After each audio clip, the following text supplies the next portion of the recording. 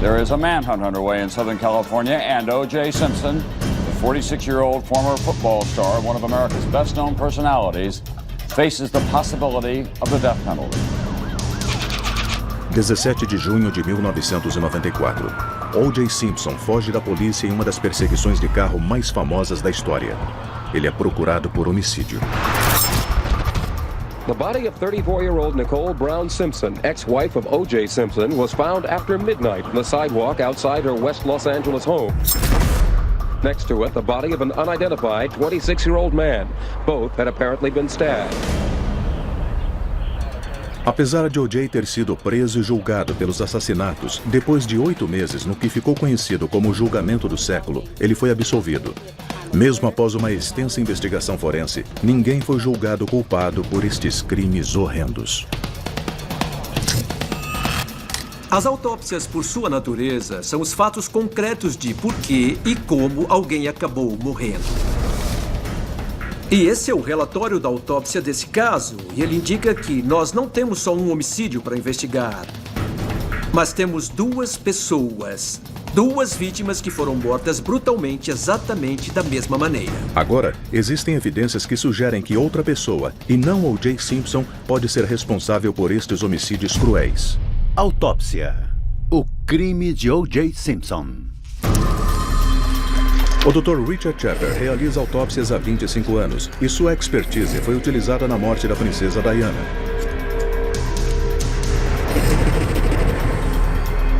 Muitas das autópsias conduzidas por ele foram em vítimas de assassinato.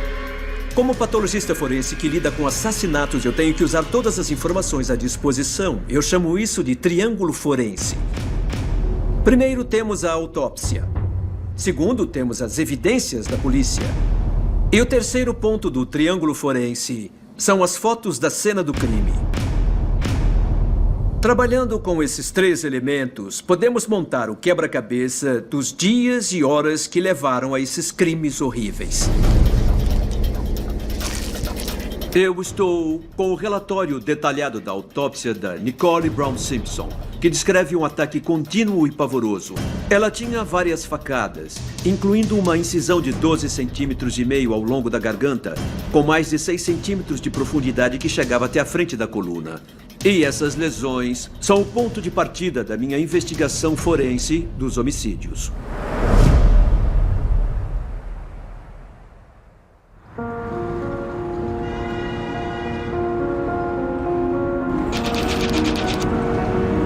Seis e meia da manhã, 12 de junho de 1994, Los Angeles, Califórnia. Nicole Brown Simpson, de 35 anos, já está acordada e fazendo sua corrida usual de 14 quilômetros. 2 anos antes, O.J. e Nicole se separaram após 7 anos de casamento. Eles tiveram 2 filhos juntos, Sidney, agora com 8 anos, e Justin, de 5 anos. Desde o divórcio, houve várias tentativas de reconciliação sem sucesso. Depois de ser casada com uma das celebridades mais conhecidas dos Estados Unidos, Nicole levou algum tempo para reconstruir sua vida. Ela tinha 2 filhos, e muita mulher tem babá empregada, mas ela não tinha babá. Ela saía com os filhos, levava eles para aula de karatê, para aula de dança, o que fosse. Ela fazia sozinha e era conhecida por isso. A Nicole tinha 35 anos e o relatório da autópsia mostra que ela estava em ótima forma física. Ela tinha 1,67 de altura e pesava 58,5 kg. Isso significa que o IMC dela estava na casa dos 20. Todos os órgãos internos estavam saudáveis, com o tamanho e peso normais. As únicas marcas encontradas foram pequenas cicatrizes debaixo de cada seio, e o relatório da autópsia indica que ela tinha próteses mamárias. Crescendo na Califórnia, muito perto da praia, Nicole era a princesa do colégio Dana Hills. Aos 18 anos, ela saiu de casa, arranjou emprego como garçonete e foi morar com o melhor amigo, David LeBon. Ela era uma menina muito pé no chão, divertida e... eu nem sei descrever como ela era. Ela era maravilhosa. Era uma pessoa maravilhosa. Mas seu mundo ficou de pernas para o ar em junho de 1977, quando uma das celebridades mais queridas dos Estados Unidos entrou na área privada da boate The Days. Ela falou, eu conheci um homem, ele joga futebol americano e o nome dele é O.J. Simpson. A atração entre a garçonete e o jogador de futebol americano foi instantânea e intensa. Apesar de O.J. ainda estar casado na época, a partir do momento em que se conheceram, eles ficaram inseparáveis. Como casal, eles eram muito divertidos. Eles convidavam a gente para várias festas que davam, jantares. E era legal ver os dois juntos. Aos 46 anos, os dias de running back de O.J. são coisa do passado. Mas desde que se aposentou dos campos, ele forjou uma carreira bem-sucedida como comentarista de futebol americano e ator de cinema. Um homem incrivelmente charmoso, ele agora vale milhões e sua estrela está em ascensão. Para o mundo, os Simpsons podiam parecer unidos, mas desde o primeiro encontro, o amigo de Nicole, David, temia que o relacionamento não fosse normal. Eu percebi que a calça dela estava rasgada. E aí eu perguntei o que aconteceu. Ela respondeu, ele foi um pouco violento. E eu falei, e por que deixou ele ser um pouco violento? Foi só o primeiro encontro. E ela disse, Dave, eu acho que eu realmente estou gostando desse cara. Quase todas as lesões que foram descobertas na necropsia são ligadas ao assassinato. Mas existia uma lesão que foi causada antes da morte dela. Analisando os detalhes da autópsia, eu vi que a Nicole tinha uma abrasão acima da escápula esquerda. Era no ombro, no alto das costas. Era uma lesão amarronzada de 2 centímetros por 1,5. Essa escoriação nas costas da Nicole mostra claramente que ela sofreu um trauma contuso em uma ocasião, possivelmente um bom tempo antes de morrer. Eu posso dizer categoricamente que foi provocada por força física, pode ter sido causada ao ser empurrada ou ser encurralada. Nicole parece ter se acostumado com isso. Conforme o relacionamento avançava, o comportamento agressivo de O.J. aumentava. Depois de apenas um ano juntos, no aniversário de 19 anos de Nicole, ela contou a uma amiga que ele lhe deu um soco no rosto e ficou tão mal por isso que lhe comprou um carro.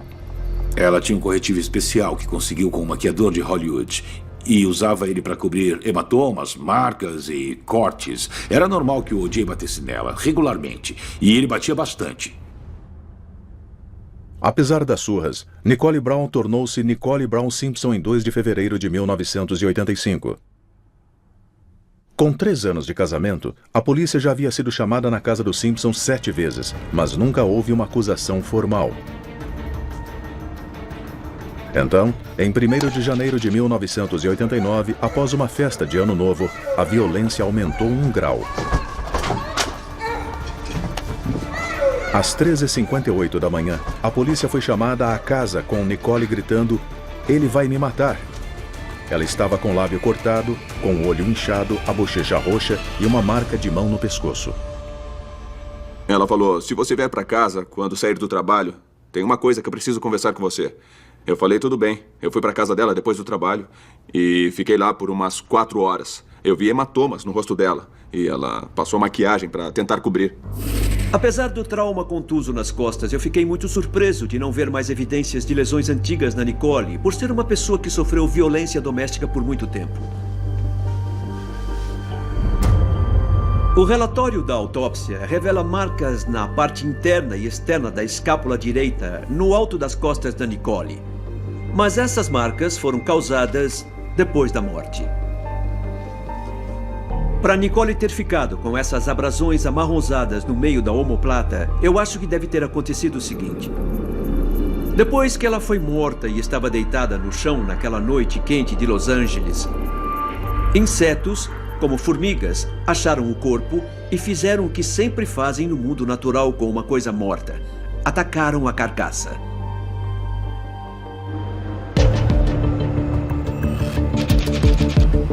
12 de junho de 1994. O.J. Simpson saiu cedo para seu jogo de golfe de costume. Enquanto isso, Nicole está fazendo compras. Sua filha de 8 anos, Sidney, tem uma apresentação de dança mais tarde. E a mãe, orgulhosa, está comprando presentes para o final da apresentação. Às 2h18 da tarde, após terminar seu jogo, O.J. telefona para ela do clube. Alô? Oi, Nicole, sou eu. Oi. Uma garçonete do clube mais tarde se lembra de uma reação acalorada. Olha, eu tô cheio disso. Até hoje, ninguém sabe sobre o que foi a discussão, mas menos de 12 horas depois, Nicole Brown Simpson estaria morta.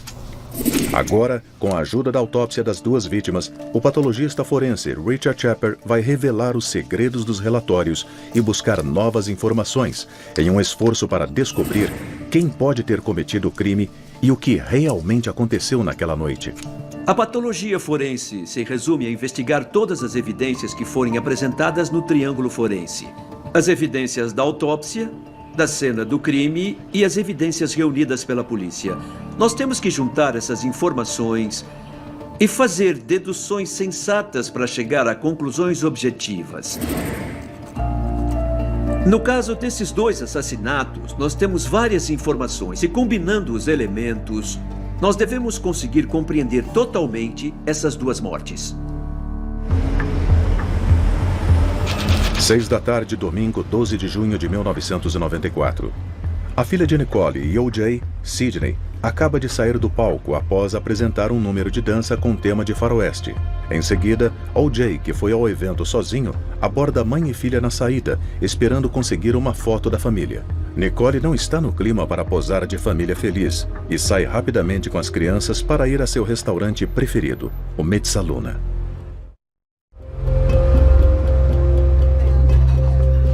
Eles chegam ao restaurante às 6:30 da tarde. Nicole e seus filhos ganham a companhia de Judith e Lou, pais de Nicole, e também de duas de suas irmãs e de vários outros parentes. É lá que Nicole encontra outro amigo, o homem que a polícia depois identificou como o segundo corpo, o garçom Ron Goldman. A autópsia do Ron indica que ele estava em boa forma para um homem de 25 anos, 1,75 de altura, com 77,5 kg. Isso quer dizer que o IMC dele já entra na categoria de sobrepeso com 25,2. Mas considerando a rotina de exercícios dele e sabendo que os músculos pesam mais que gordura, o sobrepeso era pelo corpo musculoso e não pela obesidade. Ele era um homem muito forte e no auge da vida, e nós sabemos que ele treinava karatê. E era esperado que em uma luta ele conseguisse pelo menos se defender. Conforme a noite avançava no Mezzaluna, a performance triunfal de Sidney não era o único motivo de comemoração. A família também parabenizava Nicole pela independência recém-conquistada. Nos 2 anos desde que Nicole se divorciou de O.J., houve várias tentativas frustradas de reconciliação, incluindo férias no México. Por quê? Por que alguém ia querer voltar para um homem que batia nela daquele jeito? Eu só não entendo isso. Podia ser uma dinâmica de ruim com ele, pior sem ele, mas eu acho que era mais uma tentativa de fazer dar certo, em que uma pessoa realmente espera conseguir resgatar a mágica, mas no fim decide, quer saber, não está funcionando, nunca vamos recuperar o que tivemos, acabou. E foi isso que a Nicole fez. Apesar de ainda se comunicar com O.J. a respeito dos filhos, Nicole está curtindo sua vida independente pela primeira vez em 17 anos. E não demorou muito para surgirem rumores de que ela estava levando um estilo de vida festeiro.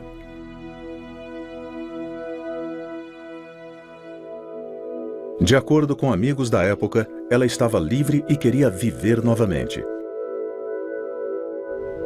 Depois que eles se separaram e o divórcio aconteceu, ela começou a sair e estava se divertindo. Ela estava usando drogas, eu não tenho dúvida disso. Mas ela estava curtindo, estava se divertindo e fazia parte da cena. Com a autoconfiança renovada, com a identidade renovada, com força e segura de si, ela pode ter projetado uma segurança sexual, porque estava pronta para sair e namorar outros homens. De acordo com uma amiga próxima, as últimas semanas de Nicole foram uma combinação de experimentação sexual e possível uso de drogas. Sua amiga falou que ela estava levando uma vida perigosa. Segundo matérias de jornais da época, ela devia estar usando cocaína. Mas, analisando o relatório da autópsia, eu não vejo evidências que sustentem isso. Mas isso foi um exame feito depois de um homicídio, e é possível que o septo nasal, a parte do nariz que costuma ser danificada pelo uso crônico da cocaína, não tenha sido muito bem examinado. Mas nós sabemos que uma análise toxicológica completa foi solicitada e realizada. E apesar de eu não ter visto esse relatório, em um depoimento sob juramento no tribunal, o legista afirmou que nem álcool nem drogas foram detectados nas amostras coletadas da Nicole. São 7 da noite e Nicole e sua família estão no restaurante há 30 minutos. Apesar de conhecer Ron Goldman há algum tempo, ao longo das últimas 6 semanas, seu relacionamento começou a ficar cada vez mais próximo. Eles se exercitam juntos, saem para dançar e frequentemente se encontram para tomar café ou jantar. Ela adorava o Ron e achava ele bem bonito, como é normal entre as pessoas, um homem e uma mulher. Podem ser só amigos, mas sempre existe aquela coisa de, bom, alguma coisa pode acontecer, quem sabe? E as coisas mudam de um dia para o outro. Alguém pode parecer um pouco mais atraente de um outro jeito, um outro dia. Mas ela falou que não tinha nada rolando entre eles. Só que eles adoravam um ao outro, mas era só, não tinha sexo. 8h30 da noite. Nicole e sua família terminam sua refeição e vão para casa. Mas quando chegam ao carro, sua mãe, Juditha, derruba seus óculos acidentalmente na sarjeta.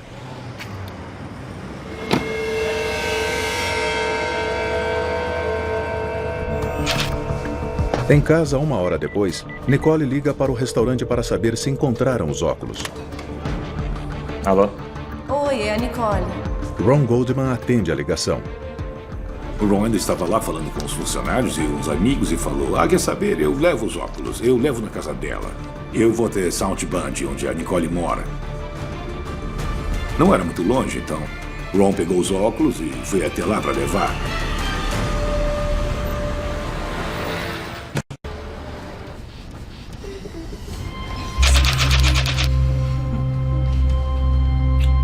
Por volta de 9h50 da noite, Nicole coloca os filhos Justin e Sidney na cama pela última vez.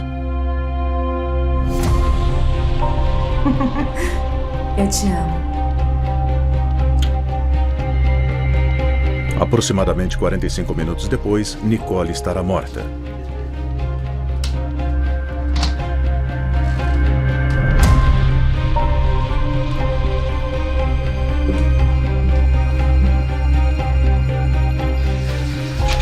Às 10h10 da noite. Depois que as crianças estão na cama, Nicole enche a banheira.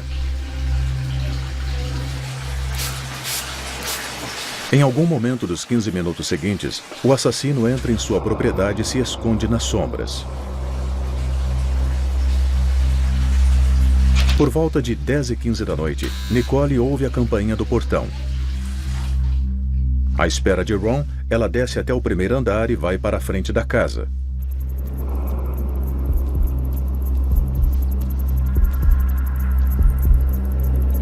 Lá fora, ela desce um lance de escada. Mas tudo está silencioso na South Bend Drive e Ron Goldman não está em lugar nenhum.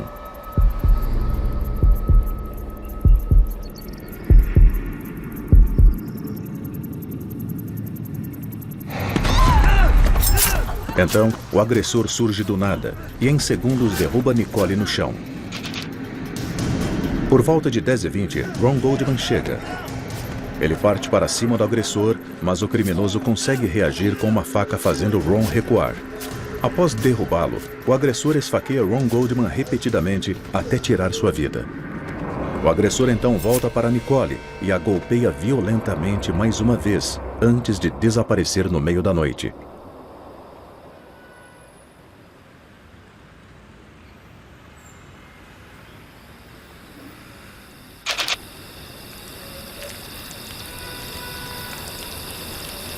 Duas horas depois, os corpos são encontrados por vizinhos. South Bend Drive virou uma cena de crime forense e conforme os minutos e horas passavam, o sangue, o cabelo, o tecido e o DNA se degradavam. E a polícia precisava recuperar e processar essas evidências o mais rápido possível para ter uma chance maior de pegar o assassino, para ter uma condenação bem-sucedida. The body of 34-year-old Nicole Brown Simpson, ex-wife of O.J. Simpson, was found after midnight on the sidewalk outside her West Los Angeles home. Eu recebi uma das primeiras ligações e eu nem me lembro quem me ligou, mas disseram que a Nicole morreu. A Nicole tinha múltiplas facadas no corpo e a cabeça dela foi quase decepada. Next to it, the body of an unidentified 26-year-old man. O Ron tinha ainda mais facadas e apresentava uma lesão bem comum na coxa esquerda. Quando a Nicole morreu, eu estava no banco pegando dinheiro e o meu pager tocou. Eu olhei pro pager e era minha mãe. E eu fiquei um pouco nervoso. Eu perguntei pro gerente, eu posso usar o seu telefone? Eu peguei o telefone, liguei pra minha mãe e ela falou, querido, eu tô vendo a TV e acabaram de falar que a ex-mulher do O.J. Simpson foi assassinada. Você nem imagina o quanto eu chorei. Foi muito difícil para mim. Eu amava ela. Foi como perder uma irmã mais nova. Ao interpretar as descobertas da autópsia, eu posso determinar a sequência precisa das facadas e entender exatamente o que, quando e como aconteceu. Meu objetivo é montar um padrão dos homicídios e construir um perfil forense do assassino. Em 12 de junho de 1994, 2 assassinatos foram cometidos no número 875 da South Bundy Drive, em Los Angeles. Apesar de a lenda do futebol americano O.J. Simpson ser acusado pelas terríveis mortes, ele foi absolvido. E até hoje, ninguém foi preso e condenado por estes ataques perversos e brutais.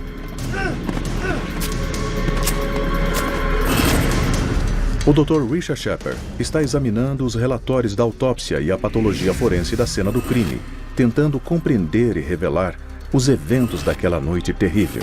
As autópsias são uma janela para essas mortes, mas quando trazemos os outros fatores, como as evidências da polícia e as fotos que foram tiradas da cena do crime, começamos a construir um cenário do que aconteceu durante as 2 horas entre as 10 da noite e a meia-noite em 12 de junho de 1994.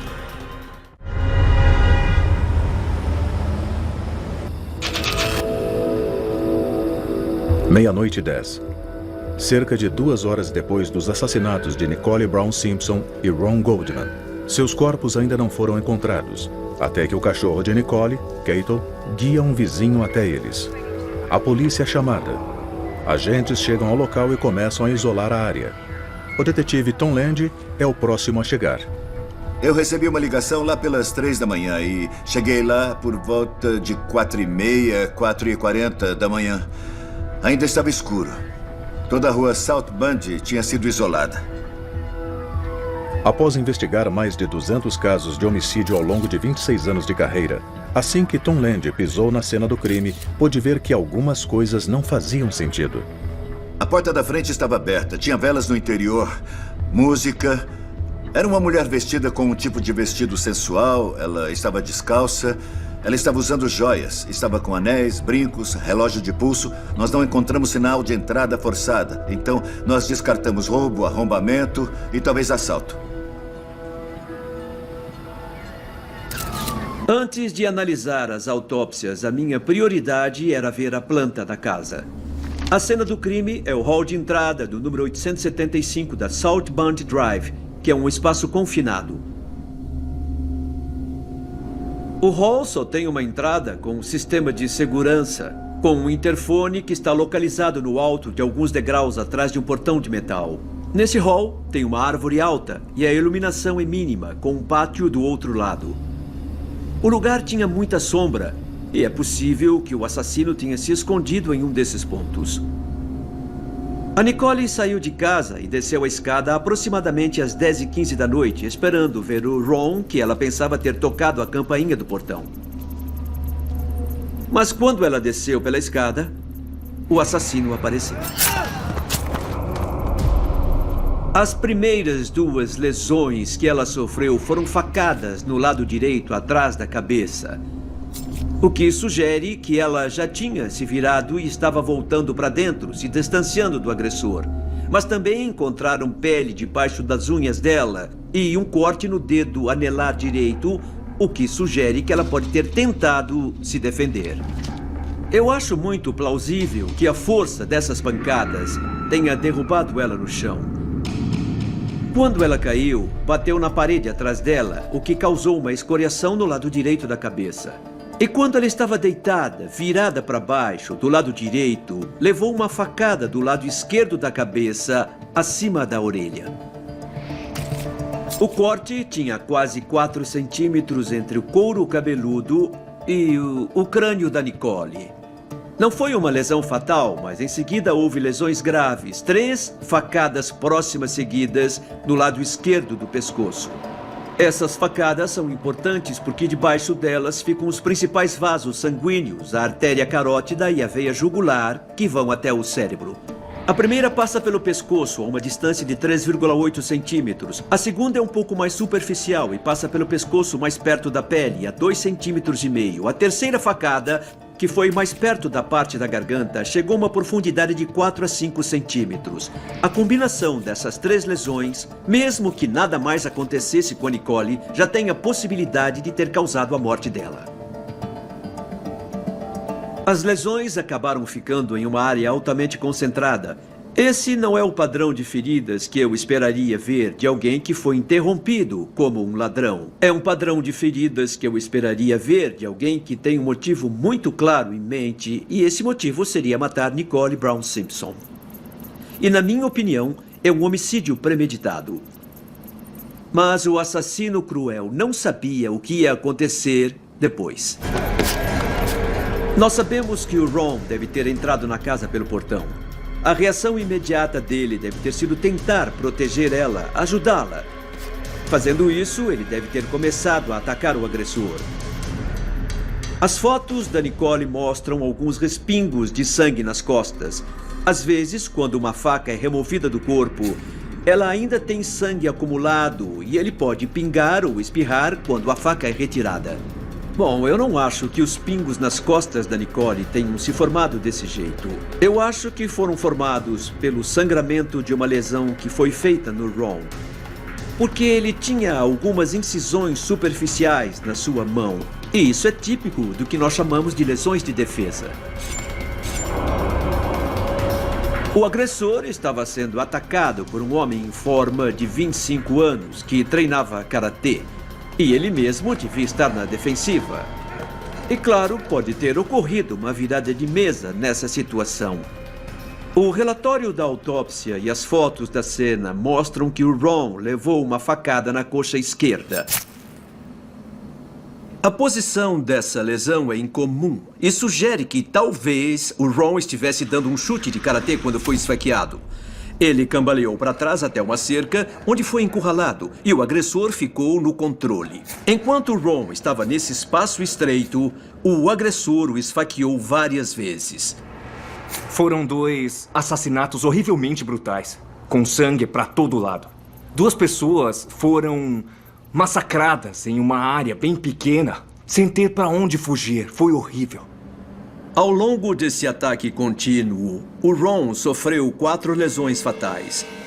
A primeira lesão foi do lado esquerdo do pescoço. Ela chegou até a veia jugular, que é a principal veia do lado esquerdo do pescoço, e penetrou bem fundo, alcançando a base do crânio.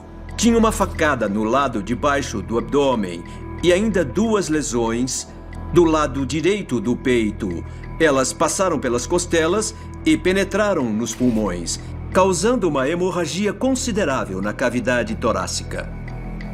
Pelo padrão dessas lesões, foi claramente um ataque ofensivo. As lesões parecem aleatórias, o que significa que o assassino estava desesperado para acertar uma facada que acabasse logo com esse ataque inesperado. Quando ele teve certeza que o Ron não era mais uma ameaça e provavelmente ia morrer, ele voltou até o corpo da Nicole e deu o golpe de misericórdia. Ele cortou a garganta dela da esquerda para a direita, cortando os vasos sanguíneos já danificados do lado esquerdo do pescoço dela, cortando a laringe, as vias respiratórias e cortando os vasos sanguíneos do lado direito do pescoço. Essa lesão foi tão profunda que chegou até a coluna e fez com que a Nicole Brown Simpson sangrasse muito enquanto estava na base dos degraus.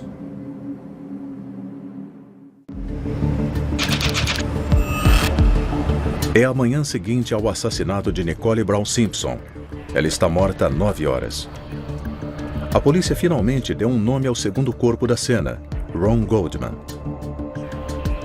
As evidências começam a se acumular.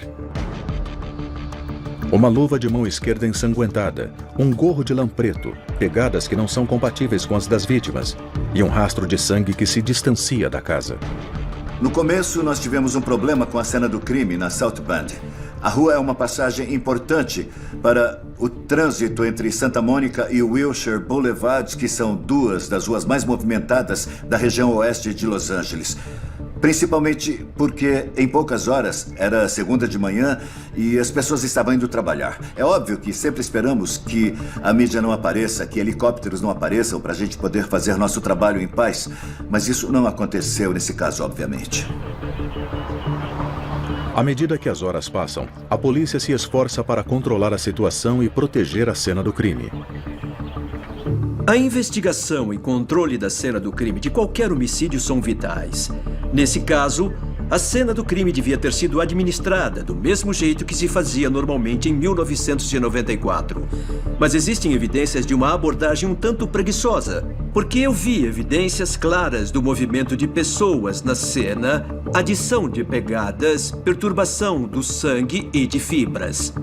Todas essas coisas estragam a qualidade da evidência que pode ser obtida. Estávamos cansados, montando um quebra-cabeça, a mídia estava em toda parte, a imprensa estava em cima, era pressão de um lado, pressão do outro, o que aconteceu? E é claro que isso atraiu uma multidão, um monte de repórteres. Algumas das pegadas de sangue podem ter sido repórteres ou curiosos. Quando duas pessoas são mortas numa rua movimentada, numa cidade agitada, com muita atenção, existe potencial para contaminação. Two Los Angeles newspapers are reporting that police have damaging evidence linking O.J. Simpson to the murder of his ex-wife. 11 horas da manhã. A polícia de Los Angeles quer falar urgentemente com O.J. Simpson sobre os assassinatos. Oficiais vão até sua casa na Avenida North Rockingham, em West Hollywood. Horas antes, em um beco na lateral da casa, encontraram uma luva de mão direita marrom, similar à achada na cena do crime, além de gotas de sangue na entrada de sua garagem. Simpson told police he was in Chicago at the time of the killings. He arrived at the home 12 hours after the bodies were discovered. Police escorted him to the rear of the building, and a short time later, Simpson was seen in handcuffs. After a conference with Simpson's attorney Howard Weitzman, Simpson was released from the cuffs and taken to police headquarters for questioning. Após 3 horas de interrogatório, ele é liberado sem acusações. 16 de junho de 1994, 4 dias depois dos assassinatos, em lados opostos de Los Angeles, acontecem os funerais de Nicole Brown Simpson e Ron Goldman. Simpson emerged from seclusion Thursday to attend Nicole Brown Simpson's funeral. He was accompanied by their 2 young children. Mas poucas horas depois dos funerais, a promotoria de Los Angeles anuncia que está indiciando O.J. Simpson por 2 acusações de assassinato. No dia seguinte, O.J. foge. Mr. Simpson is a fugitive of justice right now. O que acontece em seguida entra para a história como uma das perseguições de carro mais bizarras. Everybody says they've never seen anything quite like this. Depois de 2 horas do que possivelmente é a perseguição de carro mais lenta da história, O.J. Simpson finalmente se entrega. O processo judicial de 8 meses de duração, que ocorreria em seguida, prova ser o julgamento do século. Muitas das evidências do caso apontariam diretamente para a culpa do O.J. Simpson. Ele foi acusado de assassinato, mas no fim do julgamento ele foi considerado inocente. Então, depois de 20 anos, como a interpretação forense desses relatórios de autópsia nos ajudam a identificar mais sobre o assassino. Em 23 de janeiro de 1995, começa o julgamento de O.J. Simpson. Milhões de americanos só precisam ligar a TV para acompanhar cada reviravolta. Estima-se um prejuízo de 25 bilhões quando funcionários deixam de trabalhar para seguir o julgamento. Desde o primeiro dia, todo mundo sabia que ia ser uma coisa importante e muito maluca. Eu acho que foi o maior caso que qualquer um de nós já cobriu. Era obscuro, tinha muitos desdobramentos, muitas surpresas e quase ficou surreal às vezes. Time now for them to reserve judgment and see the facts as they truly are. Eu fiquei pensando, gente, ninguém consegue se livrar disso, nem o O.J. Simpson. As evidências contra O.J. parecem decisivas. Uma pegada da cena do crime corresponde a um de seus calçados. A luva de mão esquerda ensanguentada faz par com a mão direita encontrada perto de sua casa. Havia sangue de O.J. na cena do crime e sangue de Ron e Nicole em seu carro e em uma de suas meias. Mas, conforme o julgamento avança, cada evidência é derrubada pela defesa. A polícia cometeu muitos erros ao coletar as provas, deixando-as sujeitas à contaminação. The gathering of evidence was a complete disaster. And we feel that the evidence will be shown to be contaminated, compromised and corrupted. Esse tipo de coisa pode ser explorada pela defesa. São pequenos acidentes que... pequenos erros que cometem. O legista não anota, não fazem o que eu peço, ficam ocupados. E nós precisamos entender que essas coisas acontecem em todos os casos. The evidence will be shown to be contaminated, compromised and corrupted. No tribunal, as evidências da cena de um crime têm que estar puras e não contaminadas, senão não são admissíveis. E foi o que aconteceu no julgamento do O.J. Simpson.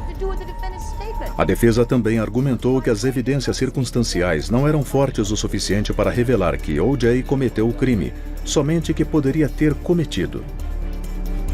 O momento mais dramático foi quando pediram para que O.J. vestisse as luvas encontradas perto de sua casa e na cena do crime. O júri ficou chocado e todo mundo ficou murmurando no tribunal. E o Johnny Cochran falou o famoso: se as luvas não servirem, ele deve ser absolvido. If it doesn't fit, you must acquit. Se O.J. não cometeu o crime, quem cometeu? A defesa foi questionada e sugeriu uma versão diferente dos eventos.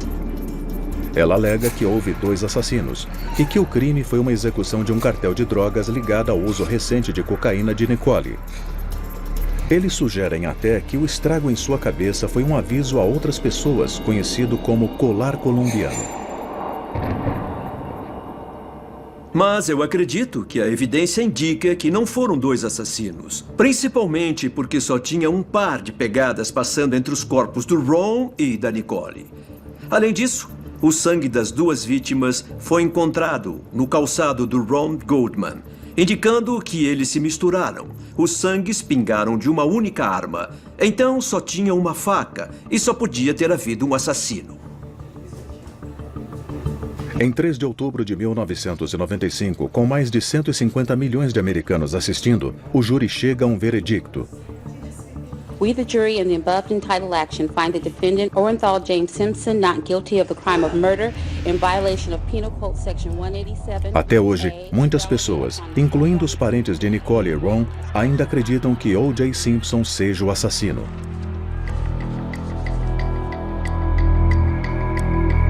Mas existem numerosas evidências, tanto da autópsia quanto da cena do crime, que sustentam a absolvição de Simpson. Quando a polícia começou a coletar evidências na cena e achou tecido e sangue debaixo das unhas da Nicole, também encontrou gotas de sangue nas costas dela, e nenhuma das gotas era do O.J. Simpson nem do Ron Goldman.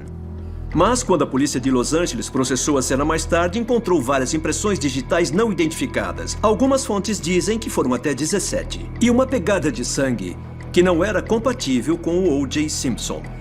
Por último, o sangue encontrado no carro dele totalizava menos de uma gota.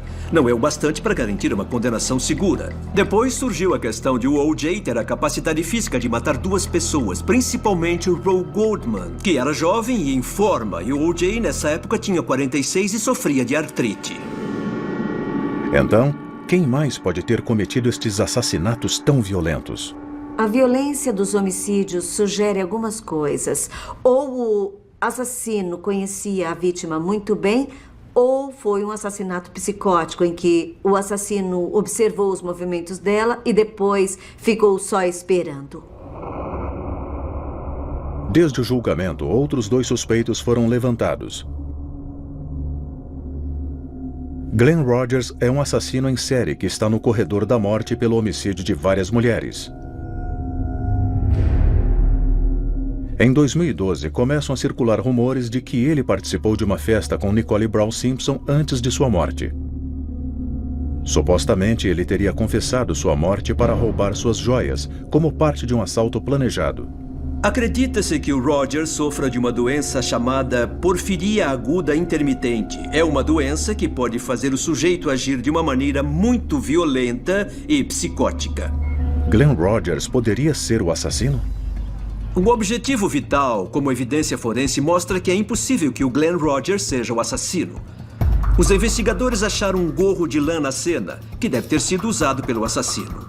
E quando ele foi examinado no laboratório, fios de cabelo afro foram encontrados nele, similares ao cabelo do O.J. Simpson.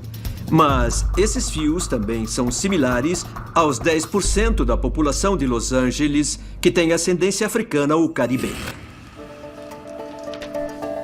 Mas ainda mais perto surge outro suspeito cujo perfil pode se encaixar à evidência gerada pelo triângulo forense. Nós sabemos pelos fios daquele gorro que o assassino era negro ou mestiço. Nós sabemos que ele devia ser forte, porque foi capaz de lutar com um homem de 25 anos em plena forma e que era considerado especialista em karatê. Nós sabemos pelo padrão das lesões que o alvo pretendido era Nicole e que o Ron simplesmente invadiu a cena e confundiu o crime. E sabemos que ele era um assassino inexperiente.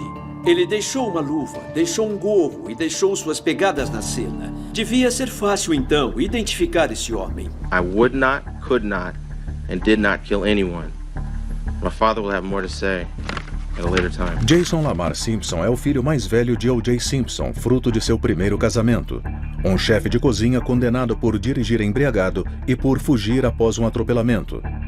Na época do assassinato, ele estava em liberdade condicional por ter atacado violentamente seu empregador. Uma ex-namorada falou que ele havia cortado seu cabelo com uma faca e ele supostamente estava tomando medicamentos para um distúrbio mental. Na noite do assassinato, acredita-se que Nicole e sua família haviam feito uma reserva no restaurante de Jason e, em vez disso, escolheram o Metzaluna. Foi sugerido que, por algum motivo, esta mudança de planos tenha deixado Jason furioso. Existem evidências na cena do crime de que outra pessoa estava presente. O indivíduo cujo tecido estava debaixo das unhas da Nicole nunca foi identificado. Acharam as pegadas não identificadas e também gotas de sangue que não foram identificadas, como da Nicole ou do Ron. Essa pessoa podia ser o Jason Simpson. Outras teorias afirmam que O.J. chegou à cena do crime depois do duplo homicídio, sugerindo que ele estava disposto a assumir a culpa do filho. Jason e O.J. nunca chegaram a comentar estas especulações, mas não há evidências que impliquem Jason neste crime, nem da investigação da polícia, nem da autópsia. A última coisa que a autópsia indica é que o assassino, seja lá quem for, teve muita sorte para cometer assassinatos tão violentos em um bairro do subúrbio. Deixar tantas evidências para trás e não ser pego é muito impressionante. Para Nicole Brown Simpson e para o Ron Goldman, a sorte não podia ter sido pior. E se o Ron tivesse chegado poucos minutos antes, é bem provável que os dois ainda estivessem vivos hoje. Eu amava ela. Bom, eu nem sei como descrever. Eu sinto falta dela, mesmo depois de 20 anos. Versão brasileira, Vox Mundi.